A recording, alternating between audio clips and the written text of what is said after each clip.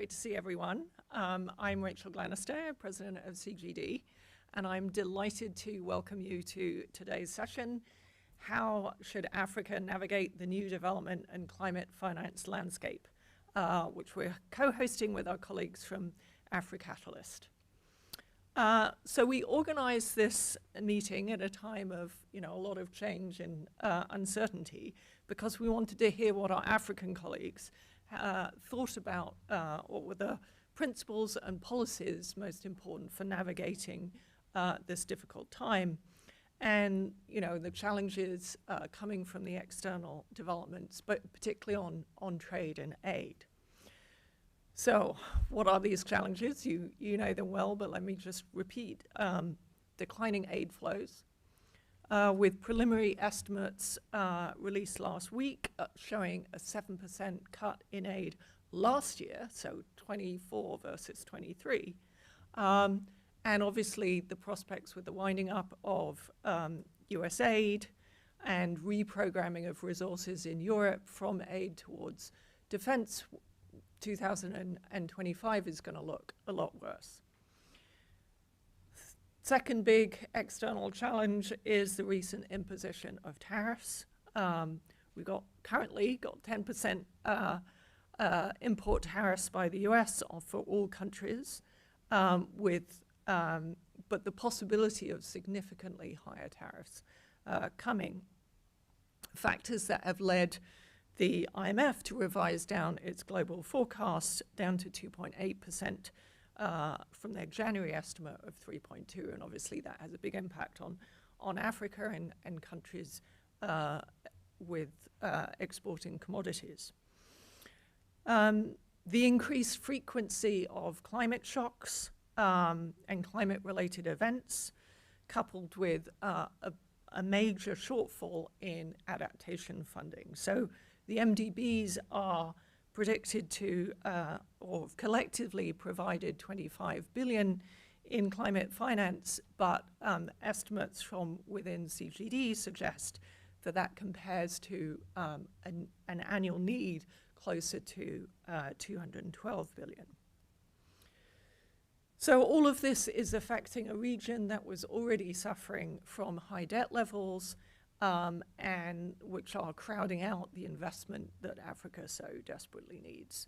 And crowding out investment, not only physical investment in capital, human capital, health, education. So we're going to start off this session with a fireside chat led by Dauda Sembenya. Dr. Sembenya is a distinguished non-resident fellow at CGD and founder and CEO of Africatalyst, a consulting firm based in Senegal. And he will interview Denny Kalyalia, who is the central bank governor of Zambia. Sorry. And following that, there will be a panel discussion led by my colleague, Karen Matheson. So with that, I will hand over to Dr. Sembenya.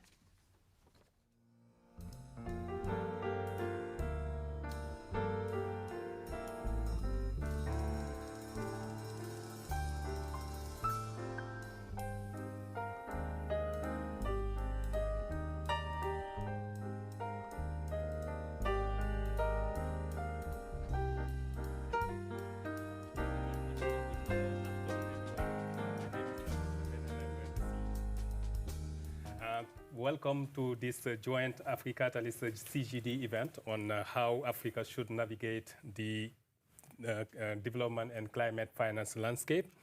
We are very much delighted to have today someone who doesn't need any introduction.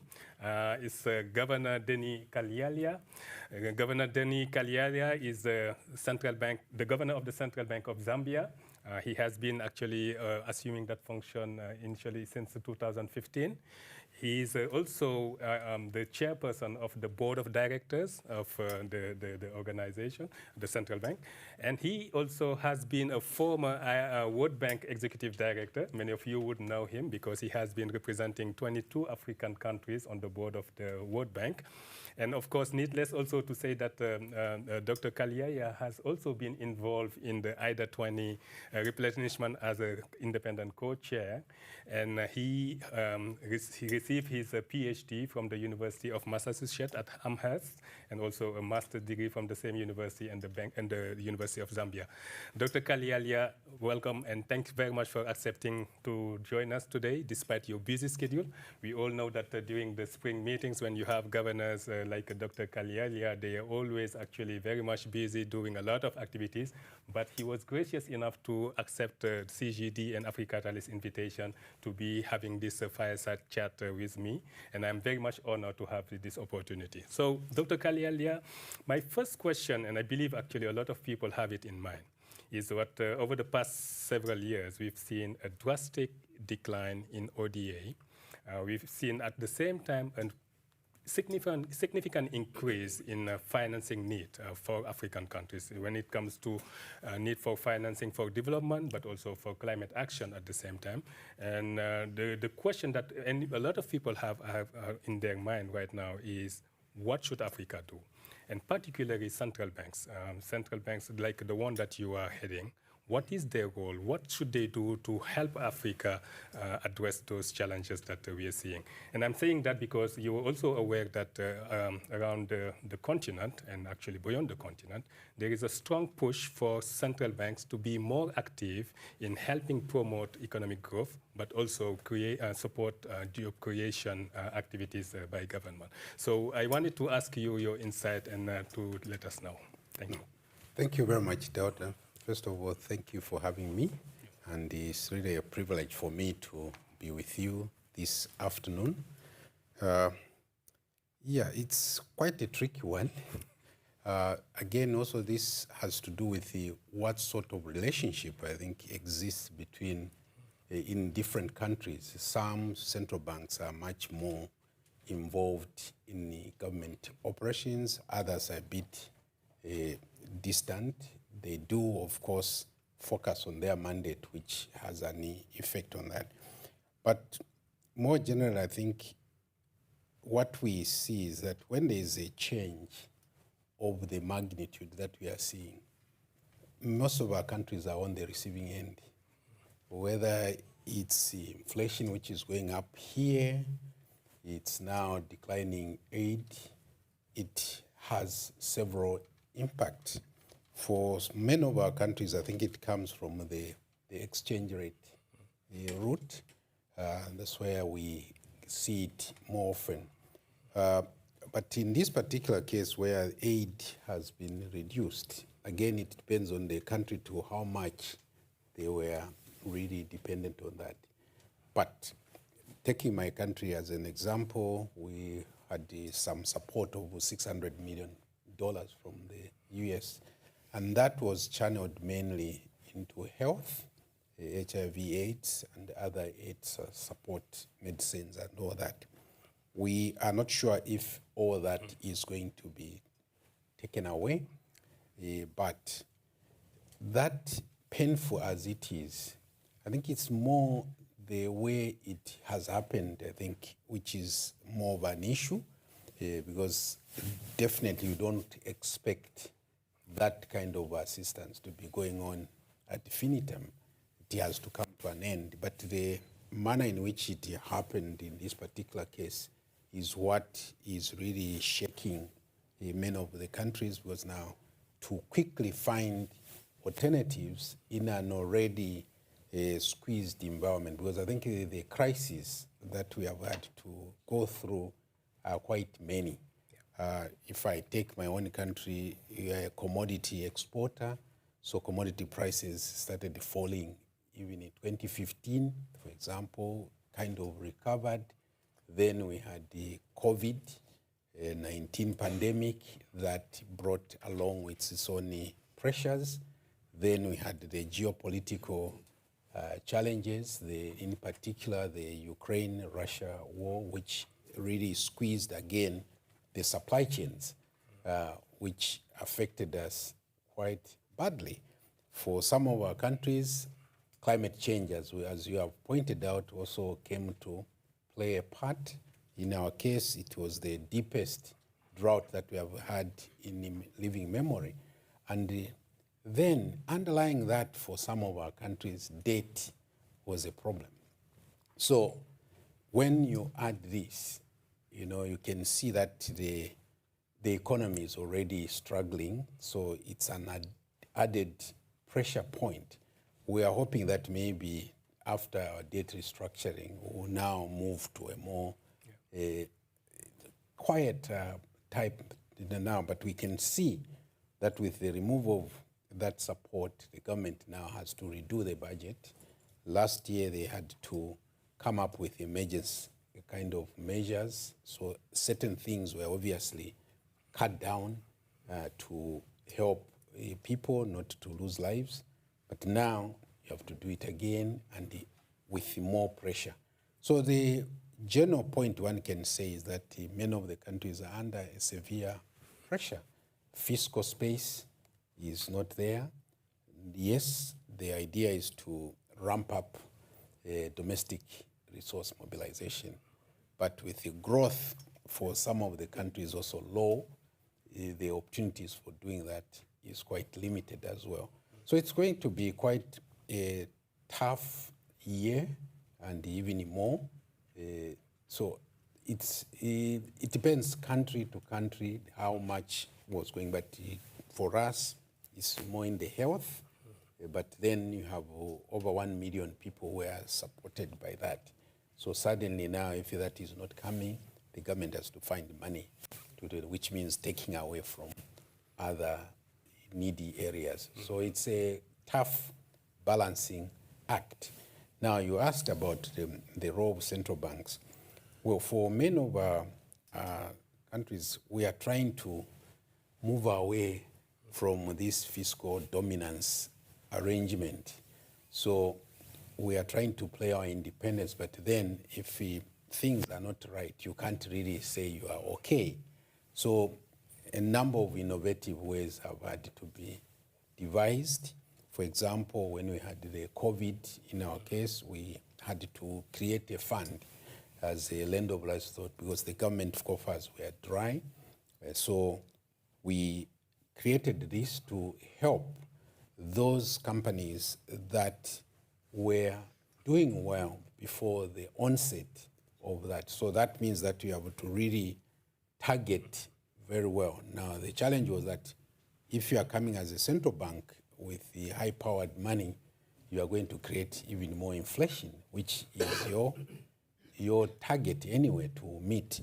So we had to be very careful how we do it, the targeting, and also have an entry and exit strategy. It must be very clear, which we communicated to the market, and it helped to cushion companies and saving livelihoods. Similarly, when we have COVID, now we have had also to come in because it is threatening financial stability, which is a key mandate of the central bank. So using that avenue, we created a fund also to manage the situation.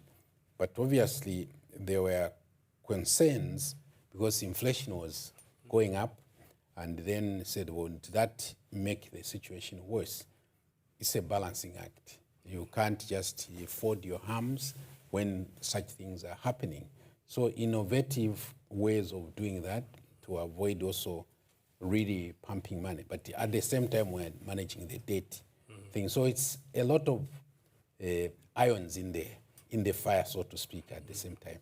And I guess that's the reason why we also hear more and more, and I'm sure you have heard that because Governor Kalielia was the former chair of the African Central Bank Association. And as I was indicating earlier, there has been a lot of push that the central bank should not only focus on price stability, but their mandate should be also expanded to help African countries sort of steer and strengthen growth. What do you think about that?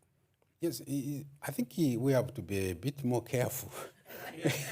Yeah, because it can have mission creep, but I think focusing still on your core mandate, there are some leeways that you can do, but not forgetting that, because once we slip over that, there's no telling where it will end, because once the fiscal authorities know that they can just call on the central bank to do this, you have a problem, because we still have this problem of the sovereign bank nexus. And for many of our countries who are in debt, we see it very often. And I think this is one of the messages: those who are not yet in a debt distress, don't get into it. Because once you are in it, the cost becomes something which the authorities don't pay much attention to, because they just need to survive. And that puts pressure on everything. It threatens financial stability, which we take sometimes for granted, until actually when you want money, you can't get it. That's when you realize, oh, there's someone who was doing something here. So yes, we have to think around how we can help the situation, but not overdoing it, because otherwise, once you lose your focus, and also there is pressure on the independence of the central bank. I mean, you said I was there in 2015, but I was removed in 2020 because of some of the pressures and disagreements and all that. So these things happen, and we can see the pressure also here mounting on the chair of the Fed. So what happens here has implications in other places. Okay. So that's why I think we have to be careful as we try to help. I think you're perfectly right. So one question that I have, and I am reminded that we only have 5 minutes left, and I wanted to make sure that I ask this question about climate finance. I think there is also in this current environment some pressure from African countries who are facing actually a lot of climate shocks. There are some challenges in terms of mobilizing finance for adaptation around the continent. So I guess the central bank, like the Bank of Zambia, is well placed, given, of course, the context that you talked about, Zambia or the Southern Africa having been through a number of climate shocks. How do you think countries what type of reform they should be pushing for to help boost climate finance and finance for adaptation and to address this issue, especially at the time when there is also some pressure to reduce global finance flow? It's a tricky one, or another tricky one, because let me put it this way. I think we are at different stages in terms of how we are dealing with these matters. Some are obviously more advanced than others, but our part of the world, I don't think there's much that has come in the way of financing. But I think preparedness on our part to try and manage the effects of climate change is there. Like I mentioned, for ourselves, we set up a fund to try and help those who are adversely affected, because we are very dependent on hydro. Mm-hmm. So last year we had not much rainfall, so had drought, which meant that our main reservoirs were drying, and so a lot of electricity supply shocks. Now, so when you have electricity supply shock, it's omnipresent. It affects literally everything. So you can't go to people to say produce more, because what do they use? So, but in that crisis also, some opportunities arose to address policy misalignments. For example, allowing just one utility to have the monopoly over this, I think he helped us to address that. So a number of countries are coming around to doing that. and the banks are also repositioning to try and help alternative sources.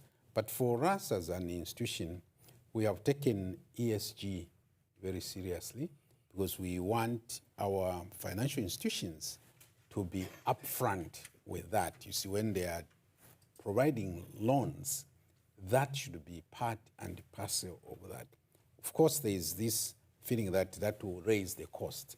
But then again, you see, if you have a sustainable environment, it still puts you in a very awkward position. So we are engaging, and we have issued a green policy.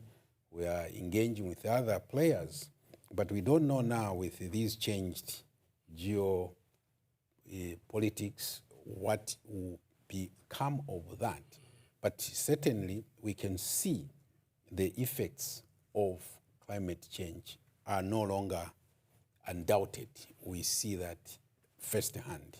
So we can't sit by the wayside. We have to find, so as a central bank, we're engaging in education measures. We are engaging with other partners for bringing awareness to this, but we are not really financing as such, but we are also looking for ways in which, but we did have some support from the World Bank in terms of helping our capacity in that area. So we are looking for people who can help us to better understand this, but as an institution, we are doing some alternatives. So we have gone solar and the planting of trees. Many of the financial institutions are doing that. They are really aiming high, and we hope that that will continue and help to mitigate. I had a very big pleasure to ask you some questions. I just want to take the opportunity to just invite one participant to ask one question quickly.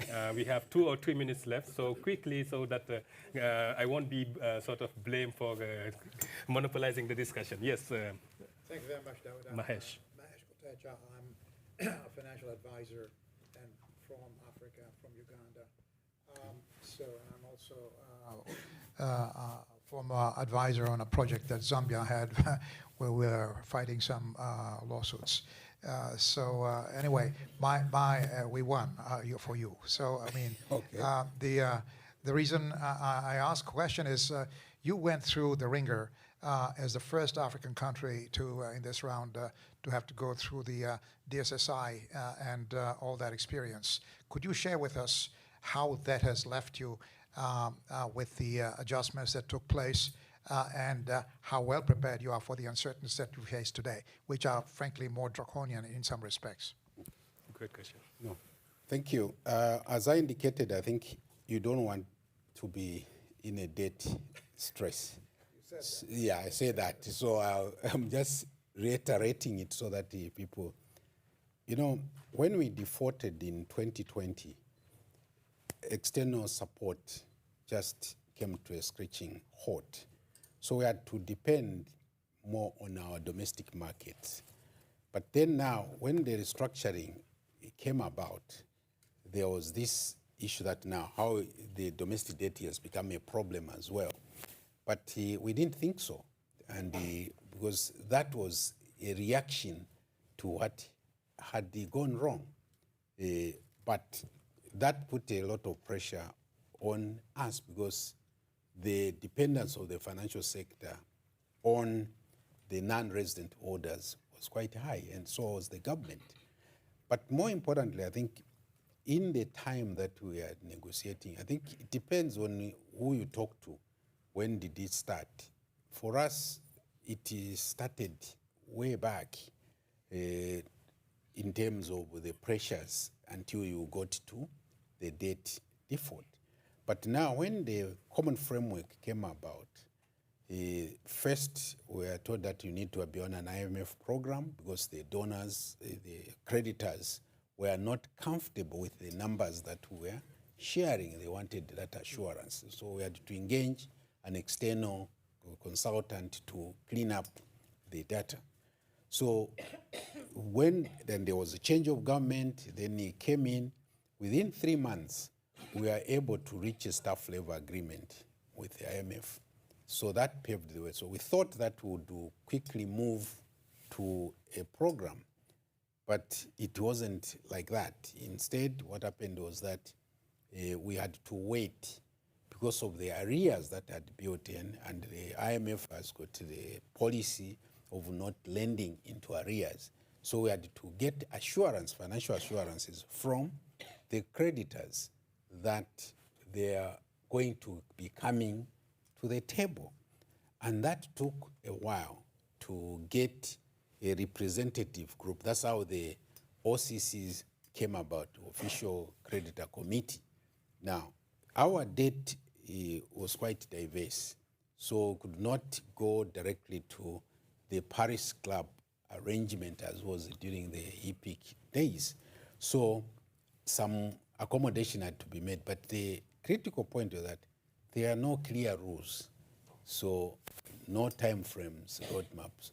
So everything was in flux. So things were dragged. Meanwhile, we have this pressure, which we had to contend with. Like I said, you had the other crises coming on. So it's quite a difficult thing because people thought that, well, since we are not servicing debt, we should be saving what we're doing. But it doesn't work that way because the economy was already squeezed. And with the COVID, all economies went down. So the fiscal space was not there. So we had to limp on until last year when we had actually to reach agreement with the bond holders who wanted an upfront payment because they decided to get a haircut, whereas the official creditors, they are okay with elongated debt service. So that also meant that we have to find those resources immediately. But because of the switch we had made to use more domestic financing than a combination of external, a lot of maturities were coming up last year. So we had to be innovative how to deal with that so that we don't resolve an external debt problem and then have a domestic debt problem. So a lot of moving pieces. So we had to really step in as a central bank to try and get government securities, which managed to build our own what we call the benchmark bonds for our interventions. So that resource then was helpful for government to raise the domestic currency to buy the foreign currency to pay off. So at least that there was an external payment, and as it was happening, it helped us in the terms of sterilizing that injection of liquidity. So that obviously became an issue of intense conversation with the IMF. They said, no, are you not doing a fiscal operation? But this is the challenge you have. You know, you resolve external debt, then you get domestic debt default. Where do you go? You know, so these are some of the things which are not textbook, things that you have to figure out what to do. So it has left us in a very weakened position. But thankfully, last year we had started out with a growth estimate or projection of 2.3%. Actually, it was 4%. Then it was downgraded because of pressures to 2.3%. Then, because of the drought that I referred to, the growth was reduced to 1.2%. Now, that threw the macro framework out of line. So now, how do you get, it's not enough to cut expenditure because the DSA, we have landing zones on debt to exports and debt to revenue.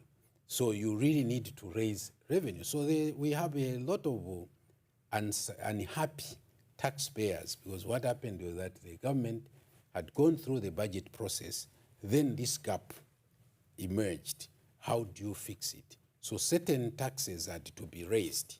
And as I speak to you, there are still taxpayers who are grumbling that, you know, why did you do this? We had gone through that. But that's life. You know, you have to make things as you go sometimes. So it's very, very destructive, because we saw that in the financial sector, it also affected, because there are some entities which were heavily concentrated in government paper.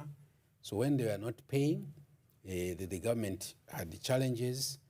Even the civil servants who had the exposure to the banks, when the agreements to pay on their behalf, that was not forthcoming. So you see now default, so people get reported to the Credit Reference Bureau. So we had to step in to at least annotate this, to say that, look, it's not their fault, because they will show you their pay slip that it's deducted, but it's not remitted. So all these things do have an impact on the economy. So growth really is a key factor.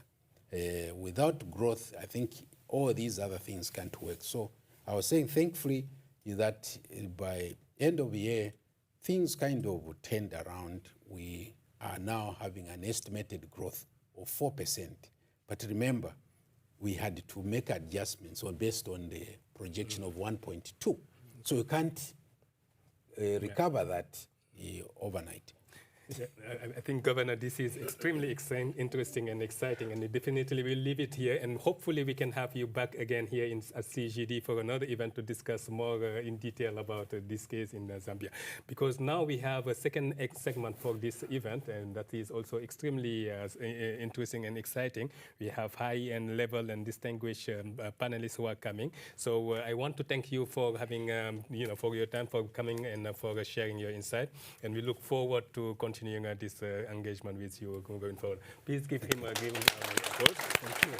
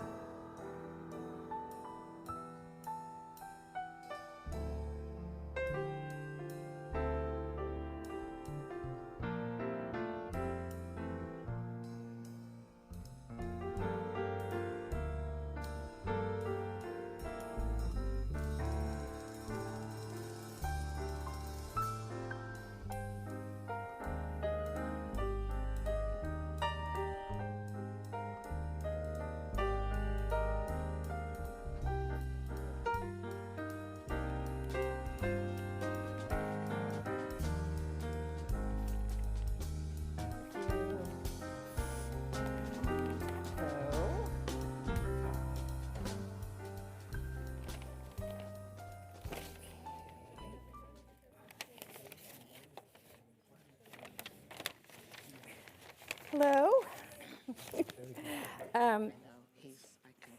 This is the second part of our discussion today, and as you can see, I have three panelists. I have to say, I'm just super pumped. I've been looking forward to this event for a long time. There's just so much to talk about.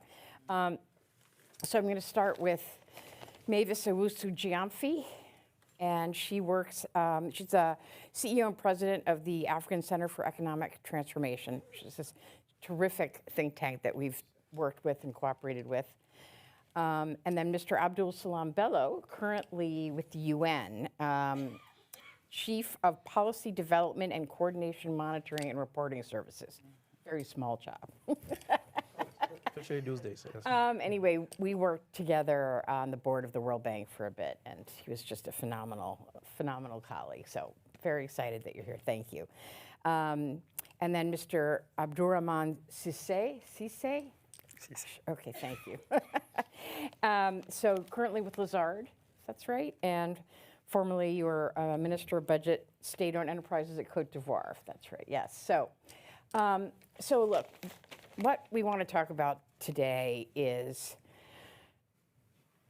how African countries, leaders, policymakers, thinkers, are responding to these series of crises.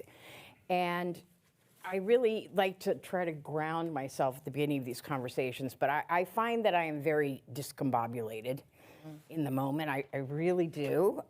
There's just so much happening. It's happening so fast, none of it good.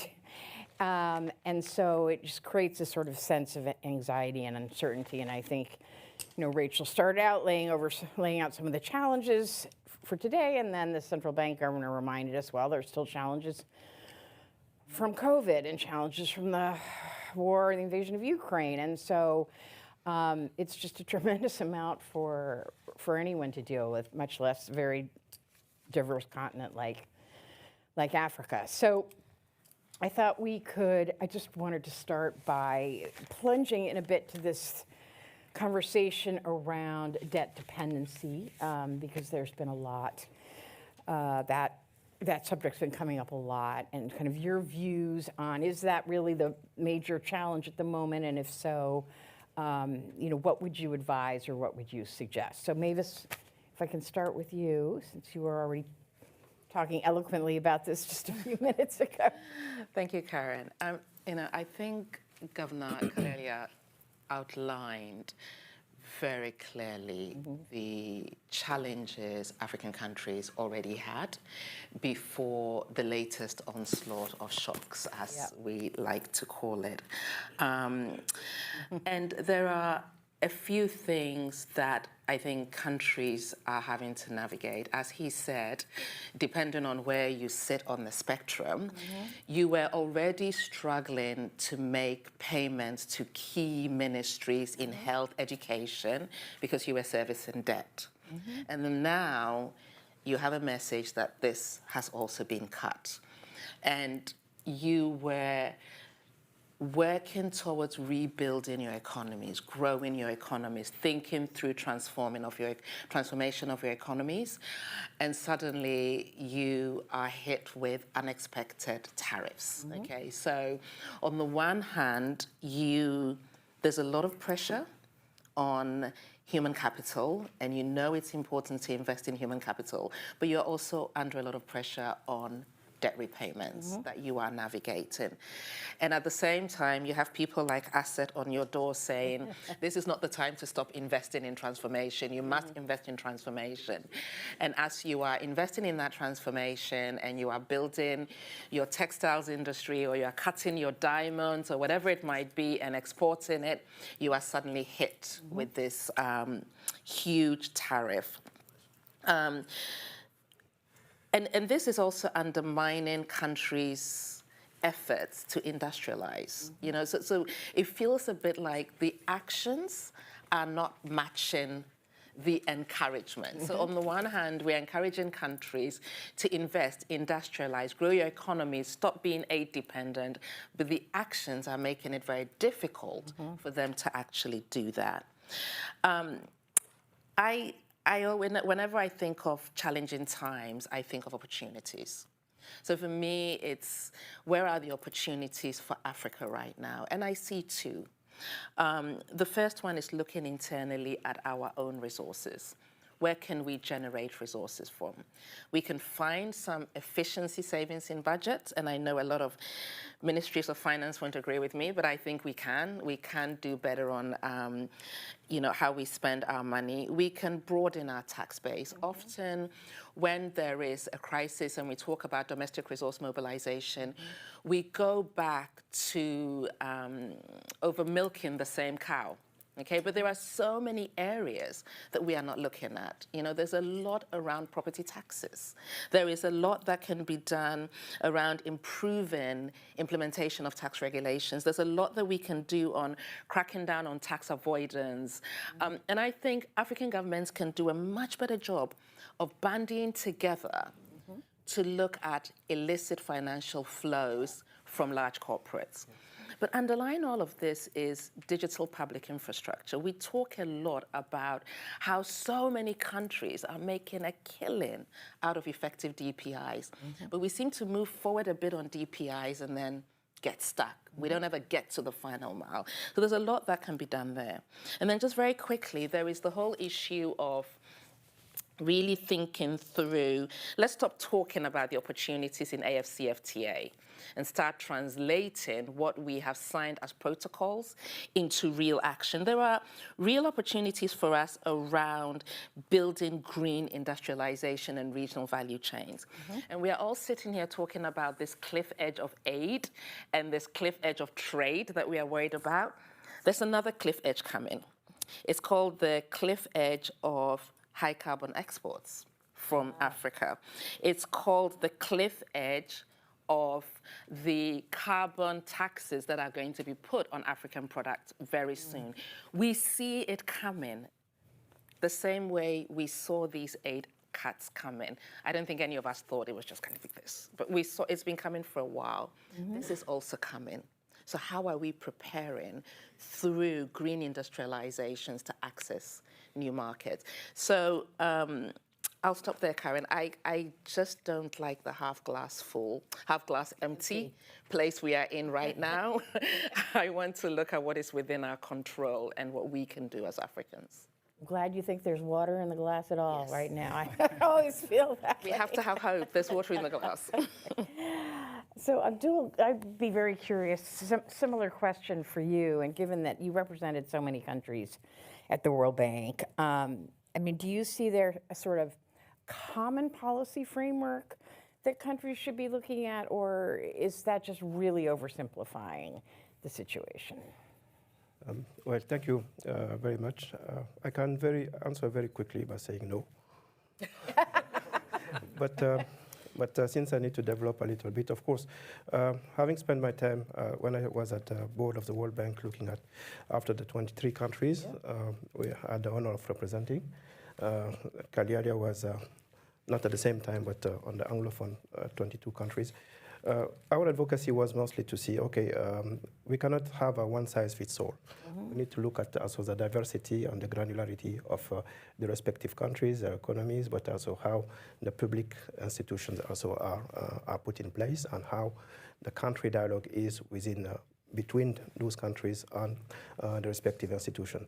And then on this basis, looking at the variety of the countries, one component, at least on the country I was representing, one dimension in addition to the climate or to resource mobilization is really what we call the fragility context, conflicts, among others. I remember that at that time we had some countries which put up to 20% of their budget, their expenditure on the security side, while health education represented only half of it.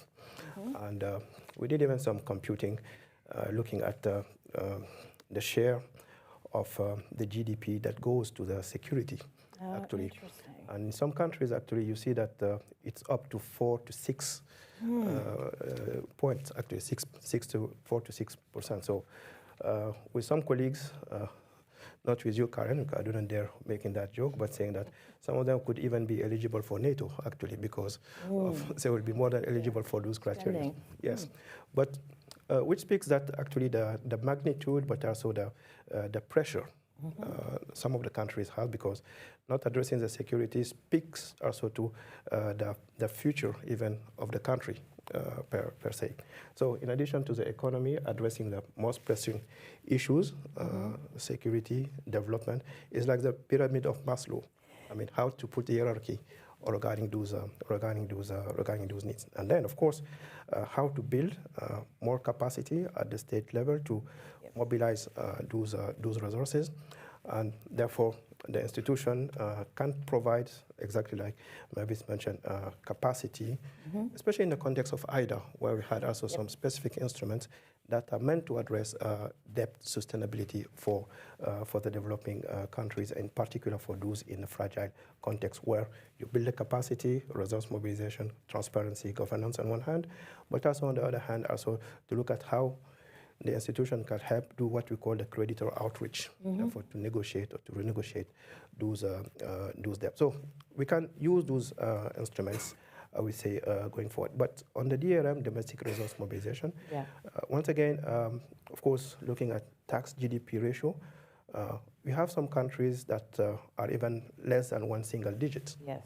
So it speaks also to how the governance is in this regard, but also then how we bring also more transparency in the public expenditures, the spendings, because that's what speaks also to, I would say, to the social contracts between the state and the citizen, and building those institutions, and making sure, of course, that by making the advocacy or developing a policy to increase this DRM, you are not just increasing the taxes on the same cows, as you say. So, of course, and one of the dimensions, you mentioned the housing, but I say, of course, all the land area, and those can be very also sensitive depending on countries. So there's a lot of opportunity where I think we can develop more policies to increase this DRM. Going forward as well, looking at the African context, I believe that looking at risk, crisis, opportunities, of course, we have the CFTA. How to look at the meso level, I would say the regional economic communities, ECOWAS, SADC, among others, how they can play a more effective role in this regard. But then looking at another degree, I mean, is some of the elephants we have in the rooms when we talk about the international financing architecture is the Africa risk premium. Yes. When it comes to resource mobilization, investment, even when you put a bond on the market, respectively, when you are an African country or other, how those are presented. There was a good discussion I looked at a couple of months ago at the African Development Bank, where the president of the bank was talking about some experience with some of the credit rating agencies, talking about the defaults, especially on the infrastructure financing. He was talking about infrastructure financing default in Africa was about 1.7% something, while in some other region in the world it was about 10 times higher. So while those different regions actually had better deal in terms of interest rates. So this perception exists. It speaks again about providing the right data, because some of the perception are based on issue of data availability, data certification. That's why I believe that some of those opportunities exist going forward. So that's why I'm saying that one size doesn't necessarily fit all. But once again, the issue is what you strike the balance between addressing all the emergency that are coming when you open the news these days, addressing those challenges that are coming, like the tariff, among others. And in some countries, the tariff is hitting quite hard some of those economies. I mean, in some countries, Lesotho, Madagascar, we saw the figure, so it affects up to 20,000, over 60,000 jobs. So it's not something theoretical. It's something really concrete. And then how it affects us, those initiatives like the AGOA going forward. So you have all the implication on how those externalities affect also the ability of respective countries to develop or to implement their national development plans and strategies dealing with those externalities. So it's not an easy time, I would say, for not only policymakers, but also of governments to play the role of the state as a strategic thinker, a strategic conceptor, and strategic implementer of those policies. Because of those externalities, you have to be on reactive mode at some stage to address those issues. You look at the USAID. In the context of USAID, you do a quick computing on the most vulnerable countries. What do you observe is that 70% is about two components, humanitarian and health. So those are emergencies, especially the humanitarian side. So I believe that we need to reach a point where there will be some kind of stabilization, and therefore having more forward thinking, working especially with some of the think tanks, CGD, assets, among others, but also really to come with a new approach on how to address the development aid. I mean, the aid is not dead, but we need to think about it in a different way, mostly in an investment perspective. Yes. Thank you. I saw you nodding a lot, and there's so much to respond to. So you can really pick up on anything, but I am curious, since you're at Lazard now, if you have any thoughts on this idea of the Africa risk premium and how real that is and how big a challenge that is. And you know, when you were in Cote d'Ivoire as a minister, did you also feel that there was this premium, and you know, basically what are the options? of trying to manage that, because I think, again, we're now in a world where interest rates may be going back up, which is another shock that the continent doesn't need. So just very interested in your reaction to that. And then also just if you were advising your colleagues in the government of Cote d'Ivoire now, what might you be suggesting, partially in light of the tariffs and the export dependence to some extent around cocoa and so forth. So please. Thank you very much. It's a very interesting time we are at the moment. The shift is real. Yeah. The shift is real. Yeah. And it's likely going to be permanent. So we basically need to be innovative. We talk about what's going to be the impact, but we don't talk a lot about what the solutions are. Right. So the future will depend on what we do today to actually change things. When we talk about risk premium, it's true. If you look at what happened over the past 10 days when the tariff was announced, the spread, the credit spread for developing countries and emerging markets actually exploded. Really? Compared to what happened to other markets. If you take a couple of countries in West Africa, we had more than 300 basis points widening in the credit spread. So people were just going for more secure assets. Yeah. So it's not really something that is really based on the fundamentals. Right. Yep. They have margin calls because they had trades in equities and all. And to face the margin calls, they decided to sell some of the assets. And the one they sell generally, the first, are the EM1. So, and that's add a lot of issues because we're currently in a situation where you have a lot of countries that have to roll over or refinance some of the position. Today, when you look at the market, most countries in Africa don't go onto the market. I mean, if you go to the market and pay more than 10%, it's not worth it. Because if you pay 10%, you need to be able to grow at more than 10% if you want to be able to, for your debt to be sustainable. So we're in a situation now where we need to take action. Yep. And I want to come back to the aid aspect. I think we have to put things in perspective. Of course, behind the numbers that we have, you have people, because there's a lot of support, on health and other sectors. But ODA to Africa, it's only 2% of GDP, of Africa GDP. It's only 2% of Africa GDP. And aid is not a strategy. It will never be a strategy. Investment is a strategy. So we definitely need to put things in perspective and look at ways to actually find a way to solve the issue. I completely agree with what has been said. One thing that people don't look a lot at is governance efficiency. When I was budget minister, my first budget, I made a lot of friends. I made a lot of friends. I mean, for a simple reason.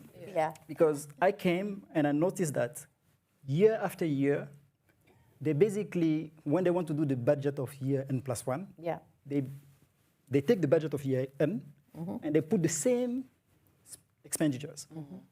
And then they add some new things. So when I came, I was like, okay, all the projects that are in the budget, that have been in the budget for more than 5 years, take them out. Take a look. Yeah. Take them out. Simple. If you want me to add them, you have to come and explain why the project has been, ongoing for 5 years. What are the results? And you have to convince me that I need to continue. And how much do I need to put in order to get the project done ASAP? Interesting. So if there is a place where Doge is needed, it's definitely in Africa. I'm going to have to stop you right there. I mean, not in the same way. Not in the same way. Please. No, say artificial intelligence, maybe. Probably not in the same way. No. But if there is a place where Doge is very needed, it's definitely on the continent. So that's one thing. No, we need efficiency, but not Doge. Please. It's not efficiency. No. It's just And then cut everything, ask questions later. And then one other thing is DRM. We Yes. talk about DRM, but the big question that we should ask ourselves is it feasible? Yes. And the answer is yes. If you take Morocco, It's feasible. tax to GDP ratio in Morocco in 2000 was 20%. Now, tax to GDP ratio in Morocco is 30%. Wow. And when you look at the need, the annual gap for Africa to finance the need in education, infrastructure, and all, it's been estimated at $400 billion by the AFDB. That's 14% of Africa's GDP. Yeah. So if we manage to move from 60%, the average now, tax to GDP ratio is 16%. If we manage to move from 60% to 30%, we're done. Yeah, I know. And is it feasible? Yes, it's feasible. Okay. So we need to cut leakages. There are a lot of leakages. It's not easy, but it's doable. And we see a country like Morocco that did it. Yes. Last thing that I want to mention is private capital. I think there is a huge potential in private capital. If you look at the share of the private sector and PPPs in Africa infrastructure investment in Africa, it's only around 15% of the total amount that's invested in infrastructure. That's compared to 30 to 40% in Latin America and Asia, and 50 to 70% in OECD countries. So there's a huge untapped potential for the private sector. And there's $1 trillion of assets from pension fund, sovereign wealth fund, and insurance. And when you look at where the money is invested, it's in bank deposits, government bonds, and sometimes real estate. If you take the 8 countries of West Africa, when you look at the numbers, there 70% is government bond and bank deposits. Wow. I mean, we need that in infrastructure, not in bank deposits. Yeah. And a lot of Africans are wealthy. Yeah. There's $2.5 trillion of high net worth capital that also is not invested in infrastructure. So we need to use that money for infrastructure. So there's a lot of reform that is needed to do that. And then lastly, as I'm a finance guy from Lazare, you have also solutions that you can use, given that we have a high level of debt. Yeah. So one thing that we need to look at, for example, for climate, you cannot compound a climate crisis to a finance crisis. So one way we can do is to find a way to do some debt conversion swap. Yeah. Okay. And it's possible to do that. Whereby you issue, with the help of an MDB, a new bond at a cheaper price. You buy back some of the existing bond, and then the gain that you make, you use it to finance, climate related. So that's one solution that we can definitely look at. Another thing that we need to do is to add some climate contingent clause some of the debt. Yes. Because when you have a country that is going through like a big climate crisis, you can suspend the payments. So that's something exactly. So that's something that is feasible, that we can do in order to help countries. Well, thank you. I wanted to switch over to climate, and maybe I would love to hear your views as well. I mean, we heard Rachel open by talking about on the adaptation side, this just huge gap in need versus what's available. So I'm interested in your thoughts on that. And then also, one thing that a couple of our colleagues have written about is the idea that there should be energy access being still such a challenge. There should be more options on the table for the region. That you shouldn't have industrialized countries kind of limiting options for access to energy. So I'm, to taking out fossil fuels out of the equation. So I'd just be very curious to hear your thoughts on that. Okay, so I think starting on the energy side, I think the current environment kind of makes the debate moot. But that's, for a long time, Africa has been saying that, you know, gas is a stepping stone and it has to be acknowledged as a stepping stone. And I don't think our leaders ever moved away from it. You know, it's the firmness of we can't afford not to ensure that all our people have access to energy. We just can't. And we can't negotiate a deal that will be difficult for us, especially when for a lot of, you know, climate-friendly energy sources, the bulk of the technology sits in the North or in the Western world, and there is a real hesitance to share that technology and work with us to produce it. So given that, you know, stepping stone, and I think the point that was also made earlier on around, it's not a one-size-fits all. You know, you might have Southern Africa leapfrog, but West Africa is not. West Africa will always need gas as a stepping stone. So I've always liked the fact that our leaders have been very clear that we will use different paths because we must ensure that our people have access to power. So definitely. On the investment on adaptation, look, we've been doing quite a bit of work in asset, talking to different African financial institutions. So commercial banks, DFIs, development banks, African Development Bank, etc. And one of the things that has been really striking is the asymmetry of information and the disconnect. So they are all kind of operating in pockets, okay? And what you have is you have one side saying there are no bankable projects. You have another side saying we really need investments to build a project pipeline. And I think the first thing we need to do is to start by thinking through what the financial institutions on the continent can do by collaborating and drawing on their respective strengths to invest in adaptation and beyond.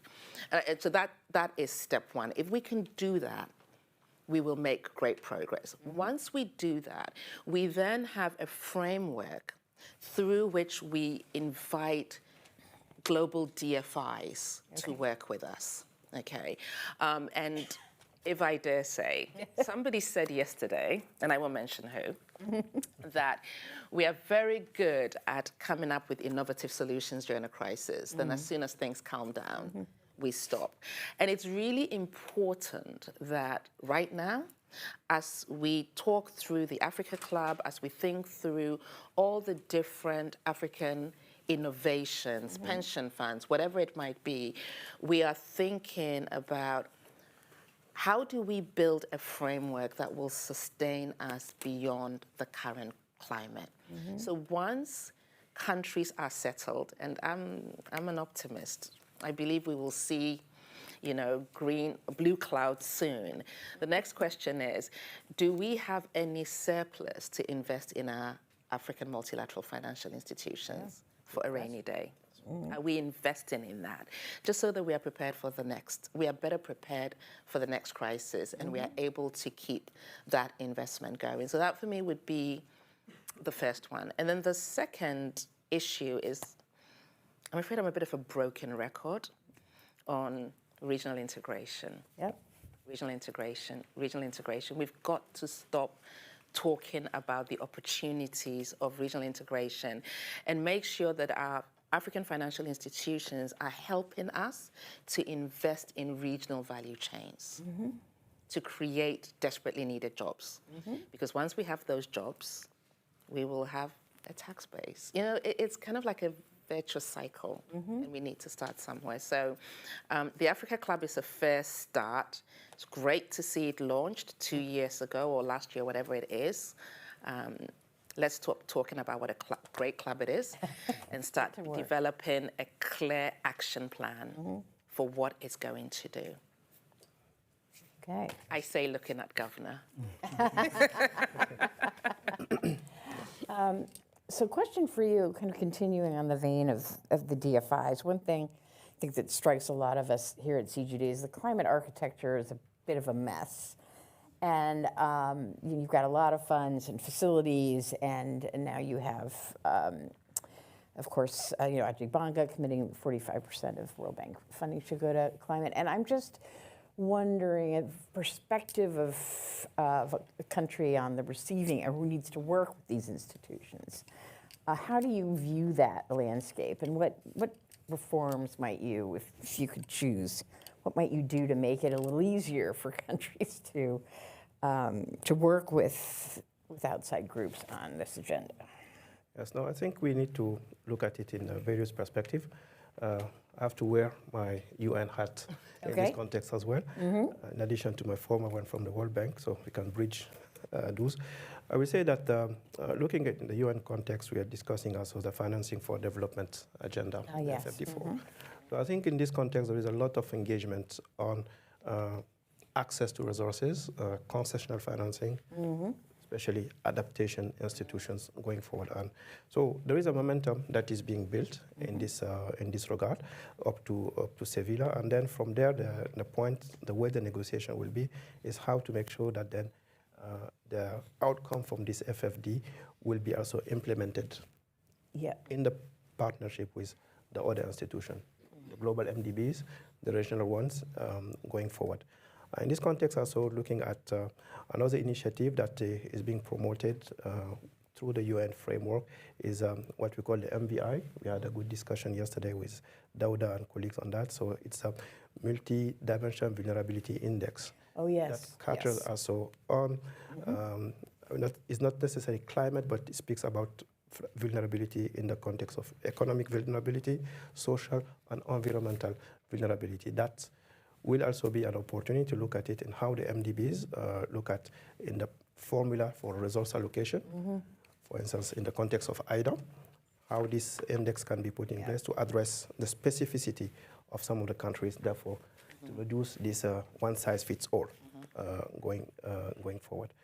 So having said that, to bring also the MDB and the DFI perspective in this regard, and talking about climate, energy, Ajay Banga, definitely the reform of the World Bank, so after the evolution roadmap, we worked very well with Mavis on that.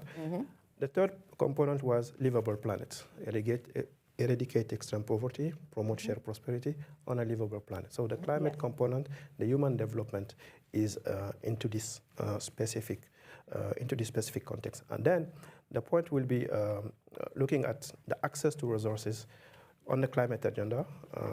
From our perspective at that time is how to make sure that you reduce what we call the red tape. So how to ensure that access to those climate funds will be as smooth as possible. Therefore, the debate was about, do we need to put the resources under IDA, for instance, versus some of the vertical funds? Knowing that some of the vertical funds came also with some challenges. I will not mention them. I'm now a UN person, so I have to be polite.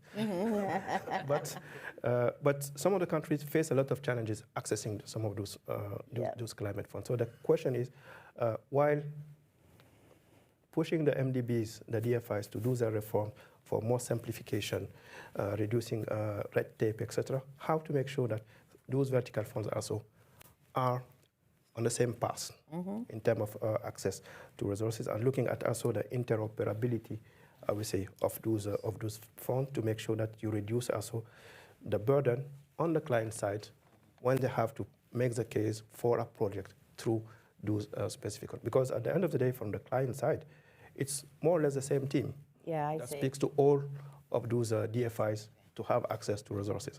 So therefore, the burden is not only about donor fatigue, but sometimes about the recipient also, not fatigue, but overwhelming in terms of access. And then once the resources are there or are approved, I will say, how to make sure that you have what we call, in the context of the evolution roadmap when we discuss this, implementation at the speed. Especially looking at the demographics of the continent, median age 19 years. In some countries is 15. So the pressure to address the development need is higher than any other areas in the world. And it is actually an opportunity, especially on government efficiencies going forward, but also seizing the opportunity of those crises to see what structural but transformational reforms you need to put. I will not say you need to have a Doge, but you need also to have, I would say, tapping into disruptive technology, artificial intelligence, those kind of innovation to look at where you can bring more efficiency, and then accountability. Once again, I really insist on that because it's important to bring also this transparency to the population and to the citizen. I know we have to let Mavis go, so thank you so much. Incredible insights. Thank you.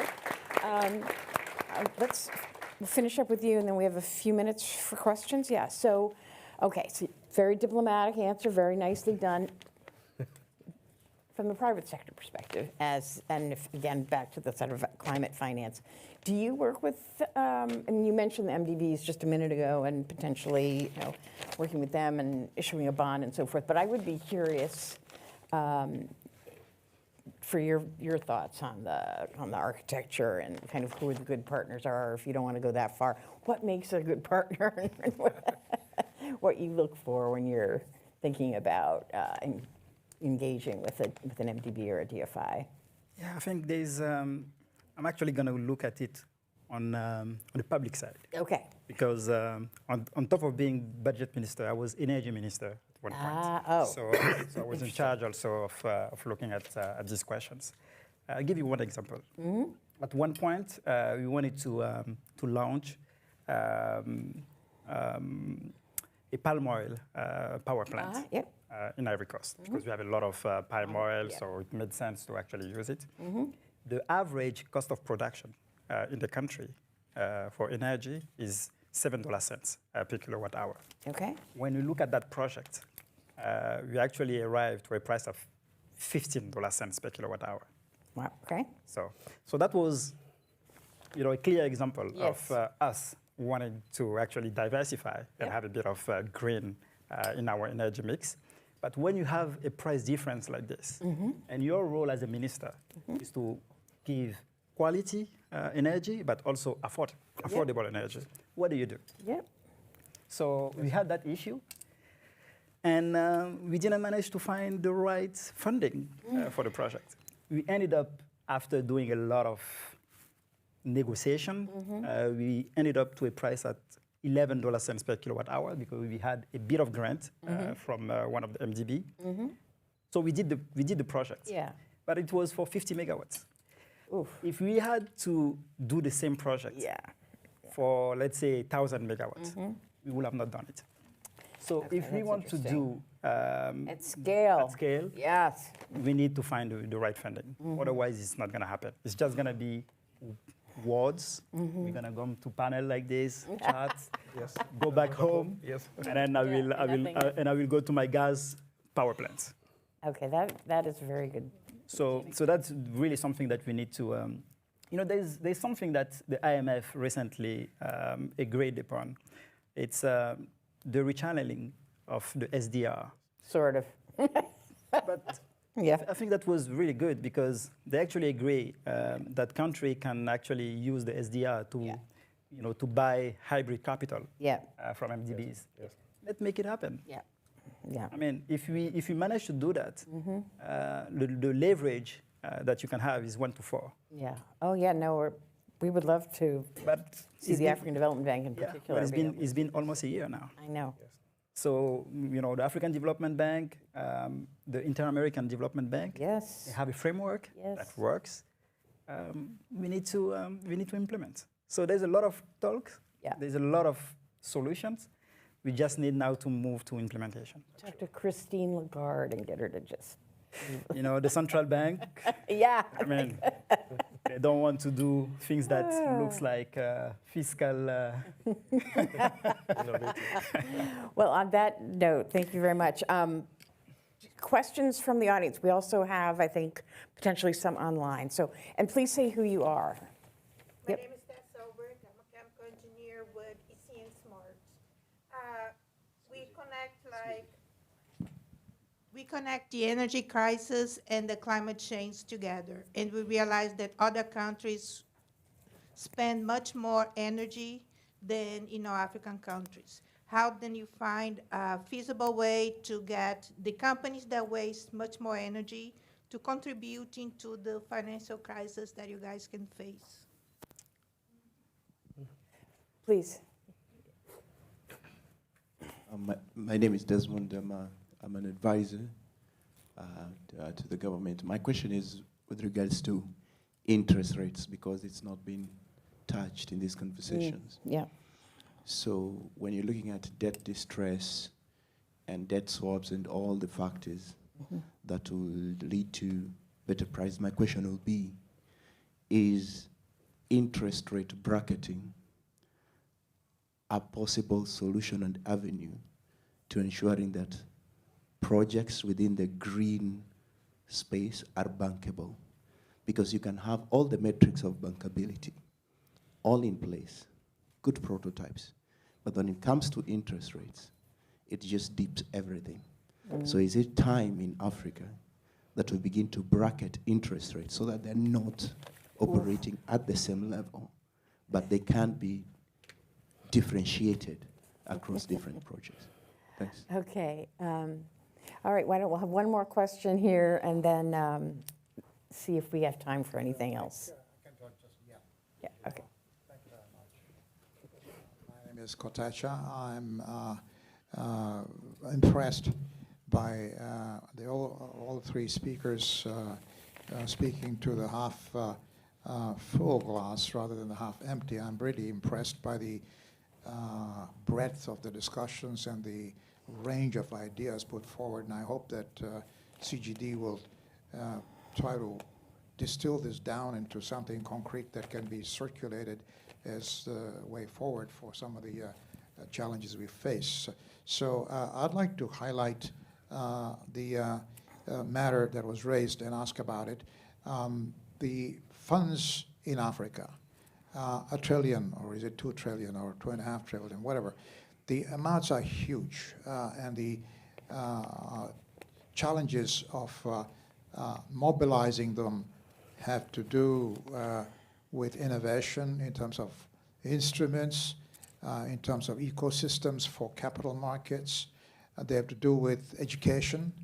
How do we take this and create a new asset class for infrastructure debt, for example, and infrastructure equity, for that matter, that is self-financed in Africa? I think this is, given where we stand today, Africa must stand for itself first. If it doesn't, I don't think anybody else is coming to save Africa, you know? And so I really am very, very impressed with the thinking that you're doing positively, and I hope that we can move that forward. And this question is about using African resources. Thank you.